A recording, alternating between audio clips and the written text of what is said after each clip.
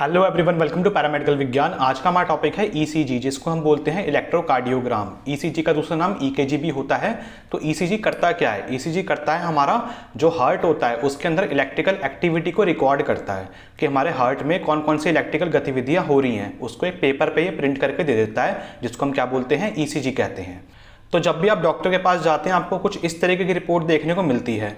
तो इस रिपोर्ट में आप देखेंगे काफ़ी ज़्यादा आपको जिगजैग अलग अलग लाइंस देखने को मिलेंगी। तो आपको इसको देख के समझ नहीं आता कि इसको पढ़ना कैसे है। तो इसको मैं आपको पढ़ना सिखाऊंगा कि कैसे पढ़ते हैं ईसीजी को, पढ़ के कैसे बीमारी का पता लगाएंगे, आपकी हार्ट रेट कैसे निकालेंगे, क्या क्या चीज़ें इसमें देखते हैं, कहाँ कहाँ पे क्या क्या चीज़ें देखी जाती हैं। तो इसको हम अच्छे से पढ़ना सीखेंगे आज के लेक्चर में। ओके, सबसे पहले हम देखेंगे 12 लीड ईसीजी क्या होता है। तो जब भी हम 10 इलेक्ट्रोड स्पेस प्लेस करते हैं तो इंडिया में ज़्यादातर आपकी 12 लीड ईसीजी होती हैं, जिसमें हम 10 इलेक्ट्रोड प्लेस करते हैं। ओके, तो 12 लीड ईसीजी में हम आपकी 12 लीड्स होती हैं। तो इसमें आपकी आती है लिम्ब लीड, ऑगमेंटेड लीड और आपकी चेस्ट लीड्स। तो लिम्ब लीड आपकी कितनी होती हैं? 3 होती हैं, लीड 1, लीड 2 और आपकी लीड 3। और आपकी ऑगमेंट लीड कितनी होती हैं? ये भी 3 होती हैं। AVR augmented voltage right, AVL augmented voltage left और आपकी AVF ऑगमेंटेड वोल्टेज फुट या फिर फ्रंट। तो ये 3 आपकी ऑगमेंटेड लीड्स होती हैं। इसके अलावा आपकी चेस्ट लीड्स भी होती हैं। कितनी होती हैं? 6 होती हैं। कौन कौन सी? V1, V2, V3, V4, V5 और आपकी V6। तो ये आपकी 6 क्या होती हैं? चेस्ट लीड्स होती हैं। तो ये 12 मिला के आपकी क्या होती हैं? 12 लीड ईसीजी आपको देखने को मिलती है। ओके, तो अब हम देखते हैं ईसीजी पेपर पे आपको ये 12 लीड्स जो आपने देखी हैं अभी वो कहाँ कहाँ पे मिलेंगी। तो आप ये देखेंगे, सबसे पहले आपकी आती है लिम्ब लीड। तो लिम्ब लीड आपकी कौन सी होंगी? ये 1, 2 और आपकी 3 आपकी लिम्ब लीड्स हो गई। फिर आपकी आती है ऑगमेंट लीड। ऑगमेंट लीड कितनी होती हैं? ये भी 3 होती हैं। AVR ये रही, AVL और आपकी AVF ये 3 हो गई हमारी ऑगमेंट लीड। फिर आपकी आती हैं चेस्ट लीड या फिर पेक्टोरल लीड्स। ये कितनी होती हैं? ये भी आपकी 6 होती हैं। V1, V2, V3, V4, V5 और आपकी V6। तो ये आपकी 6 होती हैं चेस्ट लीड्स। ओके, तो आपने लीड देख लिया कौन कौन सी लीड्स कि आपको कहाँ कहाँ पे आपको कॉम्प्लेक्सेस कहाँ कहाँ पे देखने को मिलेंगे। ओके, इसके अलावा आपको एक नीचे एक ये लाइन और देखने को मिल रही है। तो इसको क्या बोलते हैं? इसको हम बोलते हैं रिदम स्ट्रिप। क्या बोलेंगे इसको हम? Rhythm strip. इससे हम क्या करते हैं? रिदम कैलकुलेट करते हैं कि हमारी रिदम कैसी है, हमारा हार्ट रेट भी इससे हम कैलकुलेट कर लेते हैं। तो रिदम और हार्ट रेट हम इस वाली स्ट्रिप से कैलकुलेट करेंगे। ओके, तो हम देखते हैं हमारा मेन मुद्दा क्या है हमारा कि ईसीजी पेपर हम कैसे रीड करेंगे। ठीक है, तो ईसीजी पेपर रीड करने के लिए आपको कुछ ईसीजी पेपर के बारे में जानना बहुत जरूरी है। जैसे कि आप ईसीजी पेपर देखेंगे तो इसमें आपको ये सबसे छोटा वाला बॉक्स मिलेगा देखने को। ठीक है, सबसे छोटा वाला बॉक्स जो ये है, इसको क्या है? ये आपका स्मॉल स्क्वायर आपका रिप्रेजेंट करता है 0.04 सेकंड, यानी कि 0.04 सेकंड में ये आपका एक स्मॉल स्क्वायर पास होता है ईसीजी मशीन में से। ओके, और आपका एक लार्ज स्क्वायर, ये आपका लार्ज स्क्वायर है, ये कितनी देर में पास होगा? ये आपका पास होगा 0.2 सेकंड्स में। ओके, और आपका ये 5 लार्ज स्क्वायर्स, ये आपके 5 लार्ज स्क्वायर्स कितनी देर पास होंगे? ये आपके पास होंगे 1 सेकंड के अंदर। ठीक है, 5 लार्ज स्क्वायर्स 1 सेकंड में पास होंगे, लार्ज स्क्वायर 0.2 सेकंड में और स्मॉल स्क्वायर हमारा 0.4 सेकंड में। ठीक है, तो आपको ये चीजें आपको याद रखनी है कि ईच स्मॉल स्क्वायर रिप्रेजेंट करता है 0.04 सेकंड को, और आपका ईच लार्ज स्क्वायर रिप्रेजेंट करता है 0.2 सेकंड्स को, 5 लार्ज स्क्वायर रिप्रेजेंट करता है 1 सेकंड को, 300 लार्ज स्क्वायर्स आपके कितनी देर पास होंगे? 1 मिनट के अंदर। और आपका जो ईसीजी का पेपर है वो कितनी स्पीड से चलता है? वो कितनी स्पीड से चलेगा? आपका 25 mm पर सेकंड की स्पीड से चलता है हमारा ईसीजी पेपर। ओके, अब इसके अलावा आपको कुछ और पॉइंट्स और बताता हूं। जैसे कि आप ये देखिए, सबसे पहले आपको पर्पल कलर से ये दिख रही होगी लाइन। तो ये वाली जो लाइन होती है वो क्या बताती है? वो बताती है आपका टाइम, कि कितनी देर में आपके कितने बॉक्स पास होंगे, हम इससे देखते हैं। ठीक है, इस वाली लाइन पे देखते हैं। ठीक है, तो आपका टाइम बताती है सेकंड्स में। जो आपने देखा ना अभी 0.02 सेकंड, 0.04 सेकंड, वो आपका क्या है? ये टाइम आपका बता रही है। और ये वाली जो बताती है ये क्या होता है हमारा? ये होता है हमारा एम्पलीट्यूड बताती है। उसकी हाइट कितनी है उसको हम किस में नापते हैं? मिली वोल्ट में। ठीक है, कि आपका ये कितनी हाइट में है, ये आपका कितनी मिली वोल्ट में है, ये आपका कितनी मिली वोल्ट में है, तो उसको हम देखते हैं। ठीक है, अब इसके बाद आप ये देखिए स्मॉल स्क्वायर जो था उसको हम थोड़ा सा और बड़ा करके देख लेते हैं। तो इसकी आपकी लेंथ ब्रेड्थ हाइट कितनी होती है? स्क्वायर सबकी सेम ही होगी, लेंथ ब्रेड्थ हाइट सब कुछ ही। ठीक है, तो आपकी कितनी होती है? ये 1 mm का आपका एक स्क्वायर होता है छोटे वाला। ठीक है, तो हाइट कितनी होगी इसकी? 1 mm, यानी कि 0.1 मिलीवोल्ट। एम्पलीट्यूड में लिखा हमने कितना? 0.1 मिलीवोल्ट। ओके, और इसकी ये आपका कितनी देर में पास होगा, टाइम की अगर हम बात करें तो कितनी देर में आपका ये स्क्वायर पास होता है, 0.04 सेकंड में। तो आपका एक स्मॉल स्क्वायर जो है वो कितनी देर में पास होगा, 0.04 सेकंड में या फिर 40 मिली सेकेंड्स में। ठीक है, सेकेंड्स को कन्वर्ट कर दी हमने मिली सेकेंड्स में। देन इसके बाद देखिए आपका लार्ज स्क्वायर का देख लेते हैं हम, तो लार्ज स्क्वायर को ही बड़ा करके देख लेते हैं। ठीक है, तो एक लार्ज स्क्वायर में एक बिग बॉक्स या फिर बिग स्क्वायर जो है उसमें 5 स्मॉल बॉक्सेस होते हैं। अब आप बोलोगे इसमें तो 25 दिख रहे हैं, लेकिन 5 हम क्या देख रहे हैं, हम टाइम के बेसिस पे देख रहे हैं, हम ड्यूरेशन निकाल रहे हैं ना इसमें। ठीक है, तो 5 आपके इसमें आ रहे हैं, 1 2 3 4 5। ठीक है, तो कितनी देर में पास होगा आपका ये आपका पास होगा ड्यूरेशन ऑफ आपका कितना होगा ये 0.2 सेकंड्स। ठीक है, तो 5 को मल्टीप्लाई कर दिया 0.04 से। 0.04 किसका था, आपका एक स्मॉल स्क्वायर का था। ठीक है, तो इसको कितना आ जाएगा आपका ये 0.2 सेकंड्स आ जाएगा, या फिर इसको हम बोल सकते हैं 200 मिली सेकंड्स में एक बिग बॉक्स पास होता है या एक बिग स्क्वायर पास होता है। तो इसका मेन कंक्लूजन क्या निकला, ये 3 चीज आपने देखी इसमें कि 1 mm आपका जो स्क्वायर है छोटे वाला 1 mm का होता है, 0.04 सेकंड में पास होगा। एक लार्ज आपका जो बॉक्स है वो आपका 0.20 सेकंड में पास होगा, 5 mm का होता है। और आपका एम्पलीट्यूड कितना होता है इसका 5 mm, यानी कि लार्ज बॉक्स का कितना होगा 0.5 मिली वोल्ट।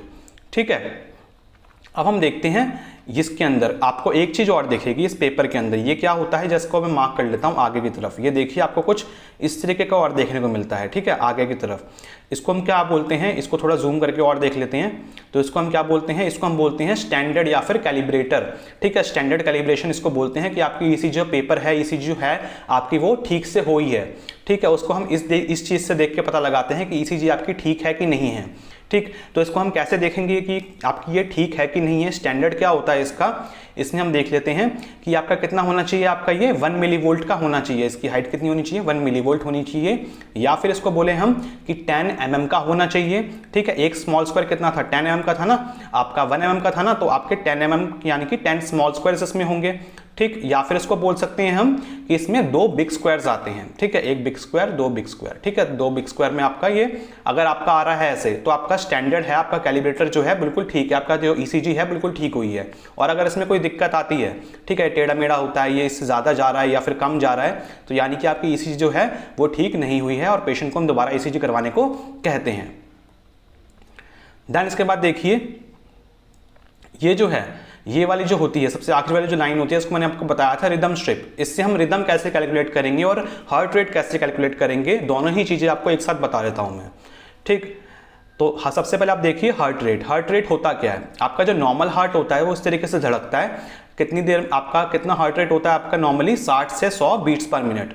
ठीक है, अगर आपका हार्ट जो है वो 60 बीट्स पर मिनट से कम धड़कने लगे, धीरे धड़कने लगे, तो इसको क्या बोलेंगे हम, ब्रेडिकार्डिया बोलते हैं। ठीक, और अगर आपका 100 बीट्स पर मिनट से अगर आपका ज्यादा हो जाए तो उसको हम क्या बोलेंगे, टैकीकार्डिया बोलेंगे। ठीक है, यानी कि हार्ट आपका बहुत ज्यादा तेज धड़क रहा है। अब इसके बाद देखिए ये जो है, ये आपका ही देखिए ये वाली जो रिदम स्ट्रिप है, इसमें हमारा एक जो है ये आपका कॉम्प्लेक्स एक बन रखा है, एक दूसरा कॉम्प्लेक्स बन रखा है। अब ये जो कॉम्प्लेक्स बन रखा है उसके बीच में आपके बिग बॉक्स कितने हैं, जैसे इसमें कितने हैं, 5 हैं। ठीक है, इसमें 5 हमारे बिग बॉक्स हैं। ऐसे ही दूसरे वाले में कितने हैं, इसमें भी 5 बिग बॉक्स हैं, तीसरे वाले में भी ऐसे 5 बिग बॉक्स हैं। ठीक है, तो यानी कि आपकी रिदम कैसी है, ये कैसी रिदम है, रेगुलर रिदम है। क्या बोलेंगे इसको हम, रेगुलर रिदम है।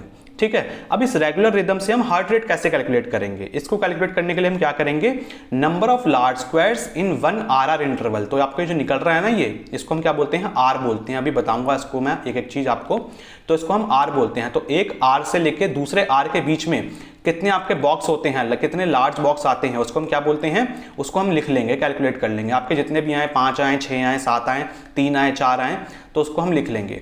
ठीक है, अब इससे हम हार्ट रेट कैसे निकालेंगे, उसको हम निकालने के लिए हम 300 से डिवाइड कर देंगे हमारा जितना भी आएगा। ठीक है, तो हमारा 5 आया, हमने 300 से डिवाइड कर दिया, तो हमारा कितना आ जाएगा, 60 बीट्स पर मिनट, ये हमारा हार्ट रेट आ जाएगा। रेगुलर रिदम में हमारा इतना हार्ट रेट हमारा आ गया, हमने कैलकुलेट कर लिया। अब सपोज करिए आपकी रिदम जो है वो इर्रेगुलर है, तो क्या करेंगे हम। ठीक, तो आपको इर्रेगुलर रिदम दिखाता हूं मैं। इर्रेगुलर रिदम में आपका जैसे ही आप ये देखिए, इसमें आपका क्या है, आपका जो है ये, इसमें आपके लार्ज बॉक्स इसमें सिर्फ 1 1.5 आ रहा है। ठीक है, इसमें अप्रॉक्स 2 आ रहे हैं, फिर इसमें थोड़ा ज़्यादा आ रहा है और भी। ठीक है, इसमें और भी ज़्यादा है, फिर इसमें कम हो गया, फिर इसमें और कम हो गया, तो आपकी रिदम कैसी है, ये इर्रेगुलर रिदम है। ठीक है, तो इस इर्रेगुलर रिदम में हम क्या करेंगे, इसको निकालने के लिए ना हमारा अलग फॉर्मूला लगता है। इसमें हम क्या करेंगे ना कि हमारे जो 30 बिग स्क्वायर हैं, जैसे कि हमारे 30 बिग स्क्वायर हम सबसे पहले काउंट कर लेंगे, तो हमने 30 बिग स्क्वायर सबसे पहले काउंट कर लिए। ठीक है, अब इन 30 बिग स्क्वायर के अंदर हमारे कितने कॉम्प्लेक्स बन रहे हैं, ये हमारा कॉम्प्लेक्स, एक कॉम्प्लेक्स कहलाता है ये। ठीक है, तो हमारे कितने कॉम्प्लेक्स बन रहे हैं इसमें, वो हम काउंट करेंगे। कितने बन रहे हैं हमारे इसमें बन रहे हैं 14 कॉम्प्लेक्सेस बन रहे हैं। ठीक है, तो 14 कॉम्प्लेक्सेस हमारे इसमें बन रहे हैं। ठीक, तो इस कॉम्प्लेक्स से हम कैलकुलेट करेंगे हमारा हार्ट रेट इर्रेगुलर रिदम के केस में। ठीक है, रेगुलर वाले में तो आपको बता दिया कैसे, लेकिन इर्रेगुलर वाले केस में हम ऐसे कैलकुलेट करते हैं। ठीक, तो जितने हमारे कॉम्प्लेक्स आए उसको हमने काउंट कर लिया, तो नंबर ऑफ कॉम्प्लेक्सेस हमारे 30 बिग स्क्वायर्स में कितने आए, 14 आए। आपके जितने भी आए आप उसको लिख सकते हैं। देन इसके बाद हम हार्ट रेट कैसे निकालेंगे, जितना भी हमारा आएगा, जितने हमारे कॉम्प्लेक्स आए 30 बिग स्क्वायर में, उसको हम मल्टीप्लाई कर देंगे 10 से। ठीक है, तो हमारा क्या आ जाएगा, हमारा हार्ट रेट आ जाएगा। कितना आया हमारा इस केस में, 140 बीट्स पर मिनट, यानी कि पेशेंट को क्या है इस केस में, टैकीकार्डिया है। ठीक है, यानी कि पेशेंट की हार्ट बीट ज्यादा हो रही है, पेशेंट का दिल जो है वो काफी ज्यादा धड़क रहा है। ओके, आपको रिदम कैलकुलेट करना आ गया, हार्ट रेट कैलकुलेट करना आ गया। अब हम देखते हैं इसके बाद हमारा PQRST कॉम्प्लेक्स। ठीक है, ये जो हमारी वेव्स हैं, ये कॉम्प्लेक्स बन रहा है, इसके बारे में जान लेते हैं ये आपका बेसिकली है क्या। ठीक है, तो पी वेव क्या बताता है, आपका आर्टेरियल डीपोलराइजेशन बताता है। ये हमारी पी वेव है, ये आर्टेरियल डीपोलराइजेशन बताएगी। फिर इसके बाद बनेगा हमारा QRS कॉम्प्लेक्स। ये QRS कॉम्प्लेक्स क्या बताएगा, ये बताएगा हमारा डीपोलराइजेशन ऑफ द वेंट्रिकल्स, कि हमारा जो वेंट्रिकल्स हैं वो आपका डीपोलराइजेशन कैसे हो रहा है उसका। ठीक है, और टी वेव हमारी कब बनेगी, वो बनती है वेंट्रिकल्स जब हमारे रिपोलराइज होते हैं, तब हमारी क्या बनती है, टी वेव बनती है। ठीक है, तो यही सारी आपकी रिदम होती हैं जो कि आपको पूरे ECG पेपर में देखने को मिलती हैं। ठीक, अब इसके अलावा आपको कुछ और चीजें भी दिख रही होंगी इसमें, जैसे कि आपका ये है, ये सारी चीजें क्या होती हैं उनको देख लेते हैं। सबसे पहले आता है आपका PR इंटरवल। ये क्या बताता है, time for electrical activity to move between atria and the ventricles. तो आपका एट्रिया और वेंट्रिकल्स के बीच में आपका कितना टाइम लग रहा है आपका इलेक्ट्रिकल एक्टिविटी को मूव होने में, उसको वो क्या बताएगा, आपका PR इंटरवल बताएगा। ठीक है, फिर इसके बाद आता है आपका ST सेगमेंट। ठीक है, ST सेगमेंट आपकी क्या बताती है, time between depolarisation and repolarisation of the ventricles. तो ST सेगमेंट क्या बताएगी, हमारे वेंट्रिकल्स कितनी देर में डीपोलराइज हो रहे हैं और कितनी देर में रीपोलराइज हो रहे हैं। फिर आपका आता है RR इंटरवल, जो कि क्या बताता है, हमारा टाइम बिटवीन 2 QRS कॉम्प्लेक्सेस, कि 2 QRS कॉम्प्लेक्स बनने में हमारा कितना टाइम लग रहा है। जैसे एक R है ये, जैसे मैंने आपको पहले वाले उसमें डायग्राम में दिखाया था ना, एक R से लेकर दूसरे R के बीच में क्या होता है, हमारा RR इंटरवल होता है। ओके, तो ये सब चीजें आपको जानना बहुत ज्यादा जरूरी थी। अब हम देखते हैं इसके बाद, सबसे पहले हम देखेंगे पी वेव। तो अब हम एक एक चीज की हम ना बीमारी भी जानना चालू करेंगे कि आप क्या नॉर्मल कैसा होता है, किन किन लीड्स में देखना होता है, और एबनॉर्मलिटी कैसे केस में होगी। जब कैसी वेव दिखे तब हमको एबनॉर्मलिटी बीमारी पता चलेगी कि कौन सी बीमारी है। ठीक है, तो पॉजिटिव होता है पी वेव हमारा लीड 1 में और लीड 2 में। पॉजिटिव मतलब ऊपर की तरफ होता है। ठीक है, लीड 1 में भी होता है, लीड 2 में भी होता है, और बायफेजिक होता है लीड V1 और लीड V2 में। बायफेजिक का मतलब, बाय मतलब दो, फेज मतलब फेज ऊपर नीचे। ठीक है, दो अलग फेज में जाएगा, ऊपर की साइड पे ही बनेगा, नीचे की साइड पे ही बनेगा। तो बायफेजिक किस में होता है, हमारा लीड V1 में और लीड V2 में भी। ठीक है, और डाउनवर्ड्स नीचे की साइड पे कौन सी आपकी लीड में होता है, AVR लीड में नीचे की साइड पे आपको देखने को मिलेगा हमारा पी वेव। ड्यूरेशन कितनी होती है इसकी, 2.5 से 3 स्मॉल स्क्वायर्स। जो आपके स्मॉल स्क्वायर्स दिखाए थे ना मैंने, तो आपके 2.5 से 3 स्मॉल स्क्वायर्स में ये कंप्लीट हो जाता है आपका पी वेव। अब आपका ये यानी कि कितना हो गया हमारा, लेस देन 120 मिलीसेकेंड। ठीक है, अब राइट एट्रियम इनलार्जमेंट नाम की बीमारी आपको कब पता चलेगी, जब आपका ये जो ड्यूरेशन है ये आपका 2.5 स्मॉल स्क्वायर से कम हो जाए। ठीक है, तो 2.5 स्मॉल स्क्वायर से अगर आप कम में आपका ये बन रहा है पी वेव, तो हम क्या बोलेंगे उसको, राइट एट्रियम इनलार्जमेंट। तो 2.5 स्मॉल बॉक्स से थोड़ा सा इसका साइज क्या है, कम हो गया है। ठीक, इसमें भी और इसमें भी देखिए कम हो गया है, तो इसको क्या बोलेंगे हम, राइट एट्रियम इनलार्जमेंट। और लेफ्ट एट्रियम इनलार्जमेंट कब बोलेंगे हम, जब हमारा ड्यूरेशन 3 स्मॉल स्क्वायर से बढ़ जाएगी। तो आप देख सकते हैं इसमें ड्यूरेशन क्या है इसकी, काफी ज्यादा बढ़ गई है। नॉर्मली कैसी थी और आपका ये ड्यूरेशन क्या है, बढ़ गई है ना, तो उसको क्या बोलेंगे हम, लेफ्ट एट्रियम इनलार्जमेंट। यानी कि लेफ्ट वाला जो एट्रियम है आपका वो कैसा हो गया है, उसका साइज बढ़ गया है। ठीक है, तो पी वेव में आपको इस तरह की एबनॉर्मलिटीज देखने को मिलती हैं। फिर इसके बाद हम आते हैं पी आर इंटरवल पे, ठीक है, पी और आर, ठीक है, पी आर इंटरवल, इसको कैसे देखते हैं उसको देख लेते हैं। इसका ड्यूरेशन कितनी होती है, 3 से 5 स्मॉल स्क्वायर्स, तो 1 2 3 4 4.5, तो 3 से 5 स्मॉल स्क्वायर्स में आपका ये पी आर इंटरवल होता है नॉर्मली, यानी कि आपका 120 से 200 मिली सेकेंड्स के बीच में आपका पी आर इंटरवल आपका होता है। और प्रोलॉन्ग्ड, अगर आपका प्रोलॉन्ग्ड कब कहलाएगा, जब आपका 5 स्मॉल स्क्वायर से आपका ज्यादा हो जाएगा, यानी कि प्रोलॉन्ग, लॉन्ग मतलब लंबा हो गया, पी आर इंटरवल ज्यादा बढ़ गया है, तो उस केस में क्या होगा, आपको फर्स्ट डिग्री हार्ट ब्लॉक हो सकता है, सेकंड डिग्री हार्ट ब्लॉक हो सकता है पेशेंट को, या फिर थर्ड डिग्री हार्ट ब्लॉक के केस में भी ये लंबा हो जाता है आपका पी आर इंटरवल। और अगर आपका ये शॉर्ट हो जाए, ठीक है, तो ये शॉर्ट मतलब कि 3 स्मॉल स्क्वायर से आपके कम में आपका पी आर इंटरवल बने, तो किस केस में होगा, आपका वोल्फ पार्किंसन वाइट सिंड्रोम के केस में। ओके, अब इसके बाद आप देखिए क्यूआरएस कॉम्प्लेक्स, ये जो आपको दिख रहा है ना, ये क्या होता है, हमारा क्यूआरएस कॉम्प्लेक्स होता है, ठीक है, तो इसको हम देख लेते हैं क्यूआरएस कॉम्प्लेक्स को। इसकी ड्यूरेशन कितनी होती है, 2 से 2.5 स्मॉल स्क्वायर्स, तो 2 से 2.5 स्मॉल स्क्वायर्स के बीच में आपका ये क्यूआरएस कॉम्प्लेक्स प्रॉपर्ली बन जाता है, ठीक है, यानी कि आपका 80 से 100 मिली सेकेंड्स के बीच में आपका ये बन जाएगा, ठीक है। अब ये आपका क्यूआरएस कॉम्प्लेक्स आपका नैरो भी हो सकता है और आपका ब्रॉड भी हो सकता है। नैरो मतलब पतला होना और ब्रॉड मतलब चौड़ा होना, ठीक है। तो नैरो किस केस में होगा, आपका सुप्रा वेंट्रिकुलर टैकीकार्डिया के केस में, और आपका ब्रॉड कब होगा, वेंट्रिकुलर टैकीकार्डिया के केस में। तो टैकीकार्डिया दोनों ही केस में हो रहा है, दोनों ही केस में आपकी हार्ट बीट ज्यादा हो रही है, लेकिन एक केस में क्या है सुप्रा वेंट्रिकुलर और एक केस में क्या है वेंट्रिकुलर। ओके, अब इसके बाद देखिए नैरो क्यूआरएस कॉम्प्लेक्स कब बनेगा। नैरो क्यूआरएस कॉम्प्लेक्स यानी कि क्यूआरएस कॉम्प्लेक्स छोटा कब हो गया है आपके, जैसे कि आर्टेरियल फ्लटर के केस में, तो आपका इस केस में क्या होगा, क्यूआरएस कॉम्प्लेक्स जो है ये पतला हो गया काफी ज्यादा, इसको हम क्या बोलेंगे, आर्टेरियल फ्लटर बोलते हैं। और आपका आर्टेरियल फिब्रिलेशन के केस में भी क्यूआरएस कॉम्प्लेक्स कहता होता है छोटा हो जाता है, तो इसमें देखिए इसमें भी छोटा हो गया, नैरो हो गया है, ठीक है। तो आर्टेरियल फिब्रिलेशन के केस में भी ये नैरो हो जाता है। अब क्यूआरएस कॉम्प्लेक्स हमारा ब्रॉड किस केस में होता है और देख लेते हैं थोड़े से। तो इसमें आप देखिए वेंट्रिकुलर टैकीकार्डिया, तो इस केस में क्या हो गया, हमारा क्यूआरएस कॉम्प्लेक्स काफी ज्यादा बढ़ गया है, ठीक है। तो ब्रॉड क्यूआरएस कॉम्प्लेक्स इस केस में होता है वेंट्रिकुलर टैकीकार्डिया के केस में। इसके अलावा आपका broad QRS complex represent bundle branch block, तो ये बंडल ब्रांच ब्लॉक भी बताता है आपका ब्रॉड क्यूआरएस कॉम्प्लेक्स, जैसे कि आपका लेफ्ट बंडल ब्रांच ब्लॉक और आपका right bundle branch block. Left bundle branch block में आप किसमें देखेंगे, लीड V1 में और लीड V6 में, ठीक है। ऐसे दोनों ही में V1 और V6 में देखते हैं। इसमें क्या होगा, आपका पहले W शेप बनती है, ठीक है, विलियम्स याद रखेंगे आप इसमें। तो V1 में आपको कैसा दिखेगा, थोड़ा सा W शेप देखने को मिलेगी, और V6 में कैसा दिखेगा, आपको थोड़ा सा M टाइप की शेप देखने को मिलती है, ठीक है। तो V1 में W और V6 में M। और राइट बंडल ब्रांच ब्लॉक कब होगा आपका, जब आपका V1 में आपका M बने, ठीक है। तो V1 में आपका क्या बन रहा है, M बन रहा है, और V6 में क्या बन रहा है, आपका W बन रहा है, ठीक है। तो V6 में क्या बन रहा है, इसमें आपका W बन रहा है, ठीक है। तो इसको हम कैसे याद रखेंगे, मैरो से, ठीक है, विलियम मैरो, ठीक है। तो लेफ्ट और राइट हम इस तरीके से याद रख सकते हैं। देन इसके बाद आता है हमारा ST सेगमेंट। ST सेगमेंट आपकी बेसिकली ये वाली जो होती है, क्या होती है हमारी ST सेगमेंट होती है, नॉर्मली ये सीधी होती है, ठीक है, बिल्कुल सीधी जाती है ये। अब ये ST सेगमेंट आपकी, इसमें अलग अलग केसेस आते हैं, जैसे कि आपका ये एलिवेट कर जाए, एलिवेट मतलब कि ये ऊपर की साइड पे होगी, मैंने कहा था ना सीधी जानी चाहिए लेकिन ये ऊपर चली गई है, तो इसको हम क्या बोलेंगे, एलिवेशन बोलेंगे।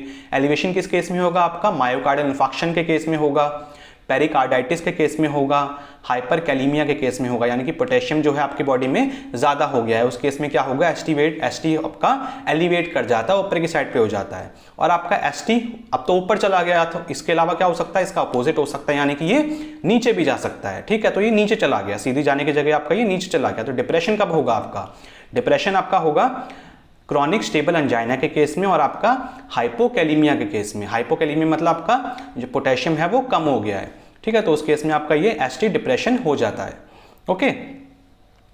फिर आपका आता है T वेव। T वेव आपकी ये वाली वेव होती है, इसको हम क्या बोलते हैं, T वेव बोलते हैं। इसके बारे में पढ़ लेते हैं हम। तो इसकी ड्यूरेशन कितनी होती है, less than 5 mm limb leads में और लेस देन 10 mm हमारी चेस्ट लीड्स में हमारी T वेव आपकी बनती है, ठीक है। अब आपकी T वेव जो है वो टॉल कब बनेगी, यानी कि इतनी बनती है नॉर्मली, अब टॉल लंबी यानी कि लंबी हो जाएगी, इसका एम्पलीट्यूड बढ़ जाएगा। तो कब बढ़ेगा आपका इसका एम्पलीट्यूड, देखिए जैसे कि इस केस में हाइपर एक्यूट स्टेमी के केस में, स्टेमी मतलब एसटी एलिवेशन मायोकार्डियल इन्फार्क्शन के केस में आपका क्या होगा, ये आपका काफी ज्यादा टी वेव आपकी बढ़ गई है, ठीक। और हाइपर कैलीमिया के केस में भी इसमें क्या हो रहा है हमारे, क्या हो रहा है इसमें भी सेम हमारी टी वेव क्या है, टॉल हो गई है, ठीक है। तो टी वेव आपकी इन केसेस में बढ़ जाती है। इसके अलावा आपका टी वेव इन्वर्टेड किस केस में होगी, इन्वर्टेड मतलब उल्टी होना, ठीक है, उल्टी हो गई है। अब उल्टी किस केस में होगी, ये नॉर्मली इन्वर्टेड होती है आपकी V1 और लीड 3 में, तो उस लीड में आपको नहीं देखना, ठीक है। अगर आपको इनके अलावा बाकी लीड में मिलता है तो किस केस में मिलेगा, वो मायोकार्डियल इन्फार्क्शन के केस में, मायोकार्डियल इस्चीमिया के केस में यानी कि ब्लड सप्लाई कम हो गई है, और आपके हाइपोकैलीमिया के केस में यानी कि पोटेशियम का लेवल भी कम हो गया है, और आपके बंडल ब्रांच ब्लॉक में। बंडल ब्रांच ब्लॉक आप कैसे पता लगाएंगे, अगर V4, V6, V5 और V6 में अगर हो रहा है ये इन्वर्जन हो रहा है तो यानी कि आपको लेफ्ट बंडल ब्रांच ब्लॉक हो गया है, और अगर V1, V2 और V3 में हो रहा है तो क्या हो रहा है, आपको राइट बंडल ब्रांच ब्लॉक हो गया है। एक्चुअली में V2 होगा, ठीक है, V2 और V3 में अगर होगा तो आपका राइट बंडल ब्रांच ब्लॉक होगा, ठीक है, पेशेंट को। देन इसके बाद देखिए बायफेजिक टी वेव, बायफेजिक मतलब कि दो फेज, ठीक है, एक ऊपर एक नीचे सेम, ठीक है। तो बायफेजिक टी वेव कब बनती है, मायोकार्डियल इस्चीमिया के केस में T wave go up then down, पहले ऊपर जाएगी फिर नीचे जाएगी, मायोकार्डियल इस्चीमिया, ठीक है। और दूसरा कब होगा, हाइपोकैलीमिया के केस में T wave go down then up, तो पहले ये इसमें डाउन जाएगी फिर ऊपर जाएगी, ठीक है। इसमें क्या था, पहले ऊपर थी फिर नीचे थी, इसमें पहले डाउन जाएगी फिर अप जाएगी। तो इसको देख के ना आप पता लगा सकते हैं कि पेशेंट को हाइपोकैलीमिया की वजह से टी वेव बाइफेजिक हो रही है या फिर मायोकार्डियल इस्चीमिया की वजह से पेशेंट को बाइफेजिक टी वेव बन रही है पेशेंट की, ओके। फिर इसके बाद आता है हमारा क्यूटी इंटरवल, क्यू और टी इंटरवल, ठीक है। इसकी ड्यूरेशन कितनी होती है, 9 से 11 स्मॉल स्क्वायर्स। ये बढ़ेगा कब, हाइपोकैल्सीमिया के केस में, यानी कि आपका कैल्शियम जो है वो ब्लड में कम हो गया है, ठीक है। तो आपका उस टाइम पे क्या होगा, आपका ये प्रोलॉन्ग्ड हो जाएगा यानी कि ये बढ़ जाएगा, ठीक है। और आपका ये नैरो कब हो जाएगा, मतलब कि पतला कब हो जाएगा आपका क्यूटी इंटरवल, जब आपका हाइपर कैल्सीमिया होगा। हाइपर मतलब ज्यादा, कैल्शीमिया मतलब ब्लड में कैल्शियम, ठीक है। तो कैल्शियम आपका ब्लड में जब ज्यादा हो जाएगा तो आपका क्यूटी इंटरवल आपका कम हो जाएगा, नैरो हो जाएगा, ओके। तो स्टूडेंट्स ये था हमारा आज का लेक्चर आपके ईसीजी के ऊपर कि ईसीजी रिपोर्ट्स कैसे पढ़ते हैं। आई होप कि आपको समझ में आया होगा। ये आपका जनरल आपका था, इसके अलावा और भी काफ़ी सारी बीमारियां होती हैं जो कि हमको ईसीजी को देखने में पता चलती हैं, लेकिन जो जनरल मोटी मोटी बीमारियां थी वो मैंने आपको इस लेक्चर में समझा दी हैं। आई होप कि आपको अच्छा लगा होगा, आपको समझ में आया होगा। अगर आपको वीडियो अच्छी लगी हो तो वीडियो को लाइक करना और अपना प्यारा से कमेंट भी कर देना। मिलते हैं बहुत जल्दी नेक्स्ट वीडियो में, तब तक के लिए बाय बाय।